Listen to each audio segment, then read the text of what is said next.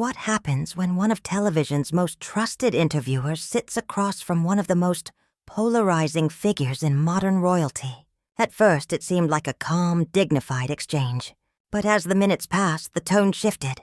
Polite questions gave way to sharp replies, subtle eye rolls, and a tension that everyone in the studio could feel. By the end, it no longer resembled an interview. It felt like a battle. Diana Sawyer, known for her composure and grace, sat poised, her trademark smile steady. Across from her, Meghan Markle appeared polished and prepared, dressed in a cream blouse, navy blazer, her hair cascading in waves. From the very start, she carried herself like someone determined to control the narrative. "Meghan, thank you so much for being here," Diana began warmly, her voice balancing kindness and authority. Meghan returned the smile, though with a subtle edge. "Thank you for having me. It's always enlightening to speak on platforms where I can tell the truth, rather than watch people twist it." The audience chuckled softly, though the undertone wasn't lost on anyone. Diana pressed on gracefully. "That's exactly why I wanted this conversation. People have seen headlines, but not always your voice. Let's start simple. How are you? How is life these days?" Meghan crossed her legs, sat straighter, and sighed. "Life is busy, demanding. When you've lived under constant scrutiny, you learn to thrive despite it. But people like me are the ones forced to carry everyone else's expectations." Her tone bordered on lecturing. Diana nodded carefully before asking, "And how is Harry?" "Many admire how you've stood by each other." For the briefest moment, Meghan's expression hardened. Her chin lifted. "Harry is fine. But let's be clear. Harry isn't my shield or my story. People always try to make me the side note to him. The truth is, I've faced far more hostility than he ever did." A murmur rippled through the audience. Meghan leaned back, unfazed. Diana tried to soften the moment with another smile. "I understand, but people are curious because they see your marriage as a partnership." Meghan laughed lightly, but without warmth. "A partnership, sure. But let's not pretend I'm not constantly defined through him. I find that insulting." Diana's smile thinned. She shifted to safer ground. "Let me ask about your children. Many viewers admire the way you speak about motherhood. How has it changed you?" The tension thickened. Meghan's eyes narrowed. "Changed me? That assumes I needed changing. I've always been strong, independent, self-aware. Having children doesn't define me. I define myself.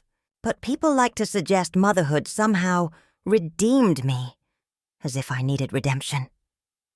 The studio fell quiet. Behind the cameras, producers exchanged uneasy looks. Meghan's answers carried defiance, making even gentle questions feel like sparks against stone. Diana leaned forward slightly, still composed. "I hear you. Still, many mothers describe a profound transformation. It's a shared experience. Yes, but mine is different." Meghan cut in quickly. "And we should stop trying to make me relatable to everyone else. I'm not everyone else." Her words landed with weight, echoing in the silence. Diana drew a slow breath and transitioned. "Let's talk about your journey with the royal family.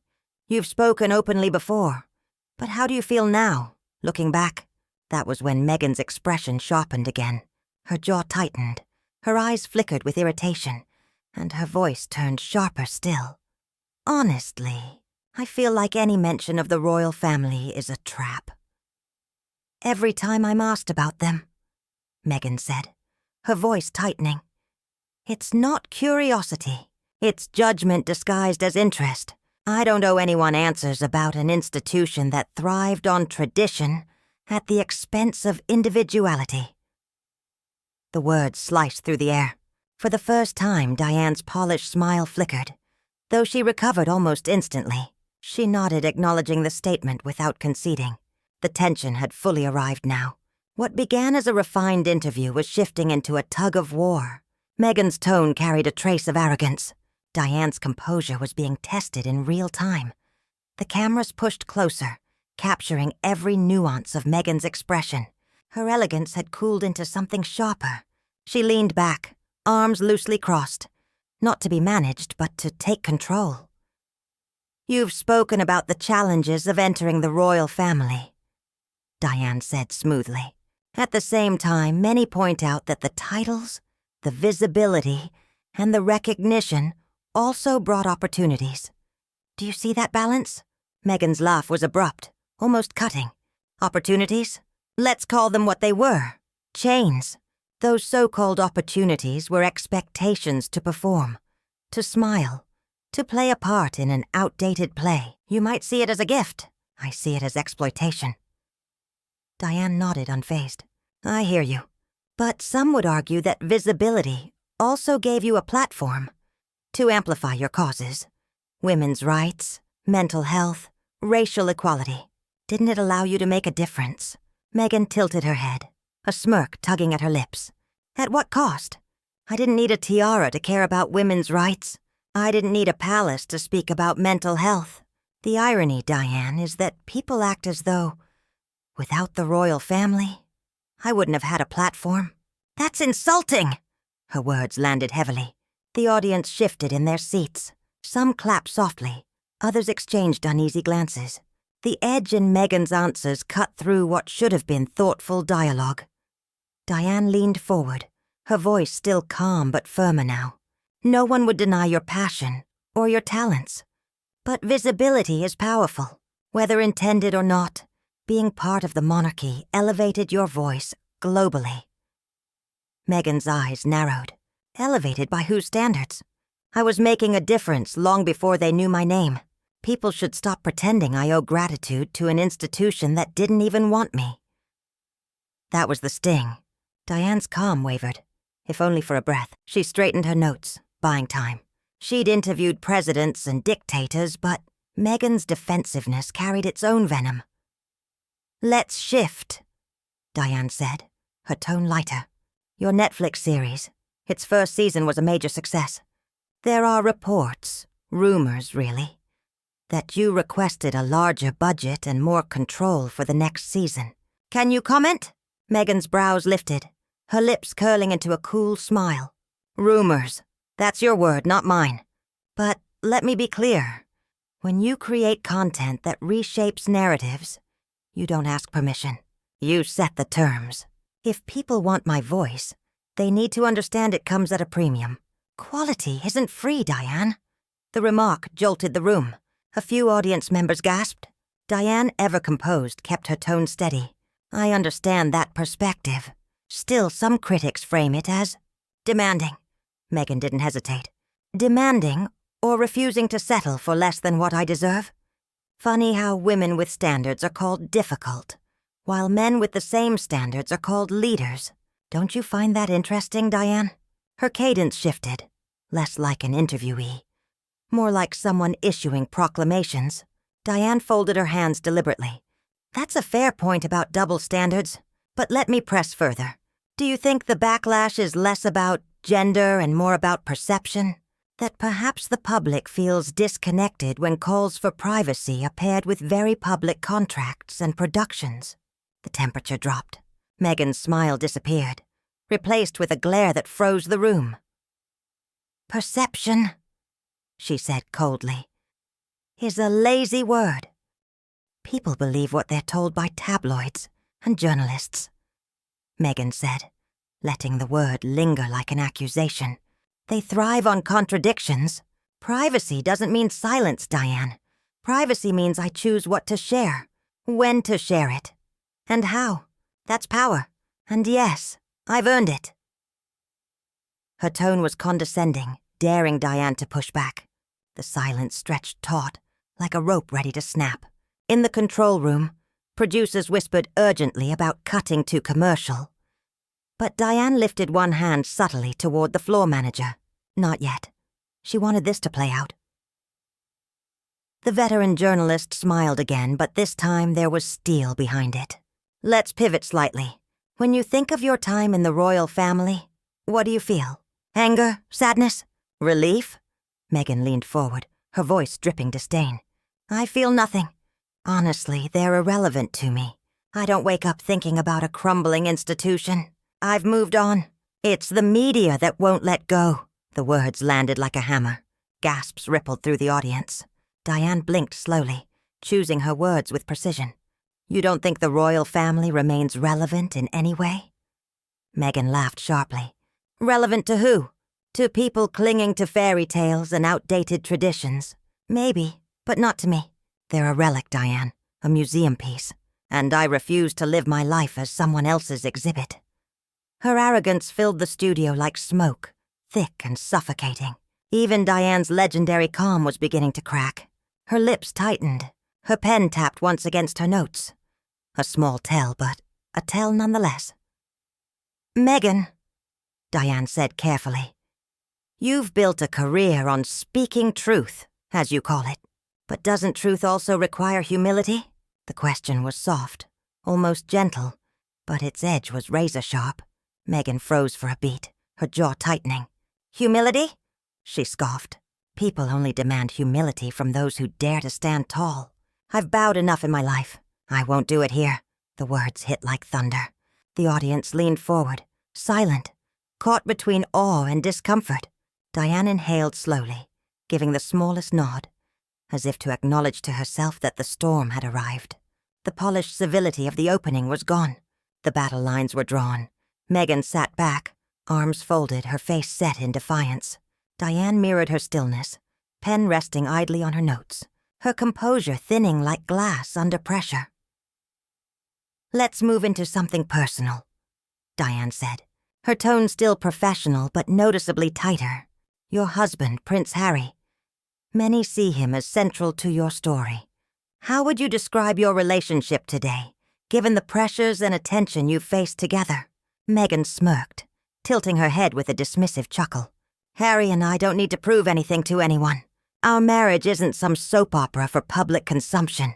Frankly, it's insulting you'd even frame it that way, Diane. We're stronger than ever, and unlike some people, we don't need validation from strangers. The audience reacted audibly. Some gasped, others shifted uncomfortably. Diane's jaw tightened, though she didn't blink. She tried again, softening her voice. I meant no disrespect. I only ask because many admire the way you present a united front. They're curious how you maintain that strength. Meghan's reply was sharp, like a dagger wrapped in silk. Curiosity is entitlement, Diane. People confuse the two.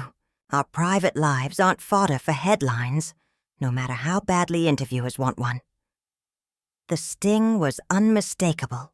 Diane's hand twitched as she adjusted her notes, her patience eroding by degrees. She switched lanes. Let me ask about your children. You've spoken about protecting them from the scrutiny you endured. How do you balance that with the public nature of your work? Meghan's lips curved into a humorless smile. Balance is a word people like to use when they don't understand what it's like to be me. My children are protected because I say so, Meghan declared, her voice cutting through the air. Because I refuse to let vultures circle them. And before you ask, no, Diane. I don't owe the public pictures, details, or anecdotes. They're mine, not anyone else's storyline. The sharpness rippled through the studio like static. Diane inhaled slowly, visibly steadying herself. I only asked, she said carefully, because you've spoken about motherhood in very personal terms before. I thought our viewers might appreciate hearing more about how you navigate that. Meghan's laugh was clipped, cold. Viewers don't deserve every piece of me. That's where people get confused, Diane. I share what I want, when I want. If that's not enough for them, or for you, that's not my problem. The audience sat frozen, the tension building like a storm. Even the camera operators glanced at one another nervously. Diane pressed her lips together, then tried to pivot. Let's turn to the monarchy. You've been outspoken about your experience with the royal family. Looking back, do you see any room for reconciliation? Or is that chapter fully closed? Meghan's eyes flashed. She leaned forward, her voice laced with disdain. Reconciliation? With an institution built on hypocrisy, rituals no one believes in, people who never wanted me there? Why would I reconcile with a system that thrives on exclusion?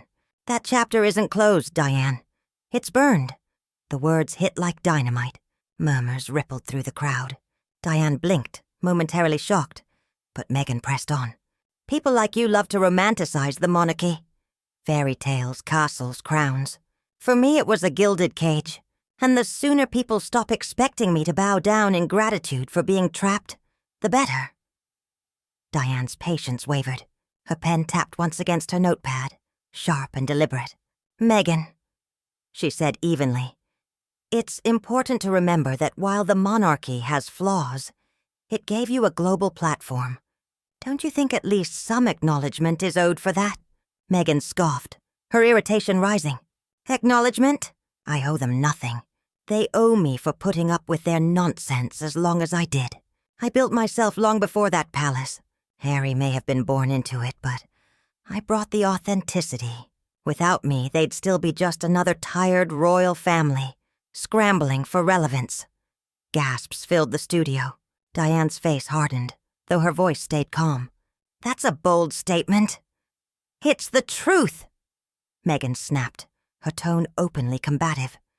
"And people can't stand it when a woman, especially a woman like me, dares to say it." The air in the studio turned electric. Diane leaned forward slightly, her legendary composure fraying. "Meghan, I've interviewed presidents, activists, survivors of war. I've seen strength expressed in humility, in grace, in perseverance. What I'm hearing now feels less like strength and more like arrogance. Do you see how that might come across?" Meghan's jaw tightened. Her smirk returned, venomous. "Arrogance is just what people call confidence when they can't handle it. I won't apologize for knowing my worth, Diane. If that makes people uncomfortable, that's their problem. Not mine." The silence was deafening. Diane's eyes narrowed, just enough for the cameras to catch it. In the control room, producers whispered frantically, "She's pushing her. She's really pushing her." Meghan leaned back, arms crossed, chin lifted like a queen on her throne. Diane adjusted her notes one last time, her composure hanging by a thread. The audience could feel it. The veteran journalist was about to snap.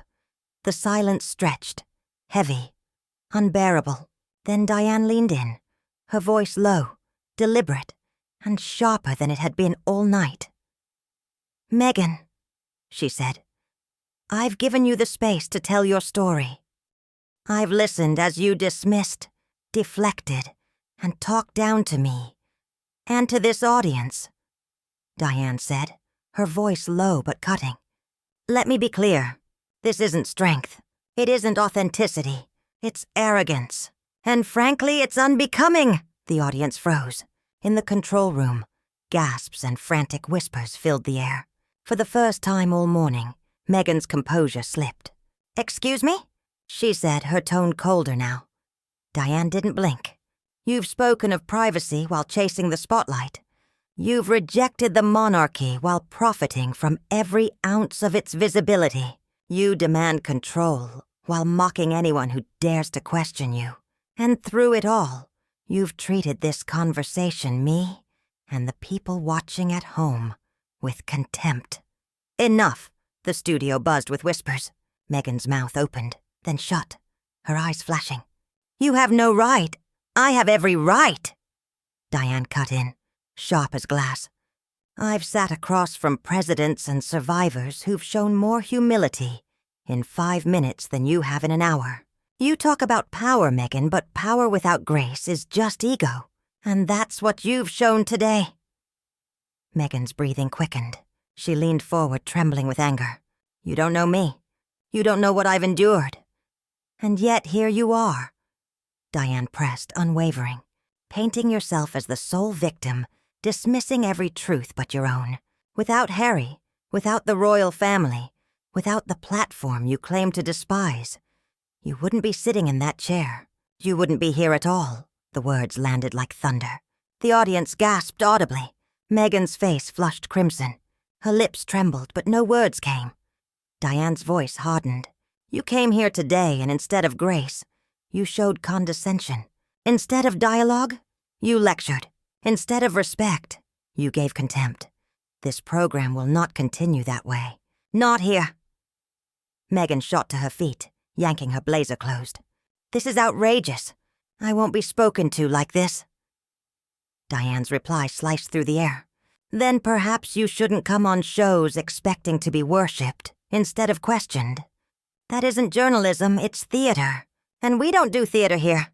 The studio went silent. Meghan ripped off her microphone and slammed it onto her chair.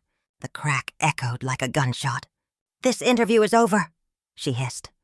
"And you'll regret treating me this way." Without another word, she stormed off stage, her heels hammering the floor. Cameras tracked her every step until she vanished behind the curtain. The silence that followed was suffocating. Then Diane turned back to the camera, her expression calm once more, though her eyes still burned. "To our viewers," she said softly, "I want to apologize. This is not how interviews are meant to go. We strive for honesty, fairness, and respect.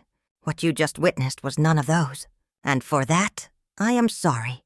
The audience broke into stunned, hesitant applause. Diane closed her notebook, set down her pen, and leaned back. The storm had passed, but its shockwaves were only beginning. By nightfall, Meghan's walkout and Diane's unflinching rebuke would dominate headlines around the world. And in countless living rooms, one question would linger. Had this been the moment Meghan Markle lost control of her own narrative?